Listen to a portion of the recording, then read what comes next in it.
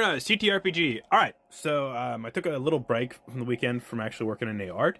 I worked on some like layout stuff, not layout stuff, like some faux text stuff. But we're getting back in.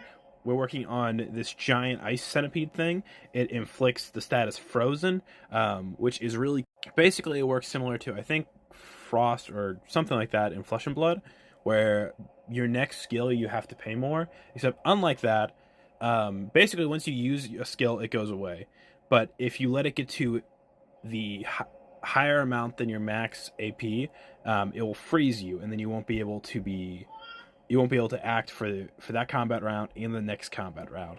I really like the idea of these guys essentially building up the cost of stuff and making it so that you're not able to effectively like prioritize how you spend your stuff. Anyway, I think it's really fun, and I initially had trouble coming up with kind of a fun concept for the ice element and the centipede, and I really feel like this helps set it apart and really make it pop.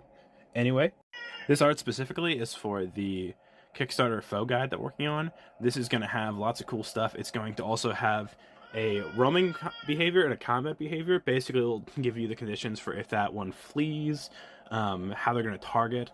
I really think this is going to add a lot. It was fun. I got to chat with a fellow game designer, Yanni, and he had really talked about how he liked that the Striped Sphinx would escape once everything else got killed around it.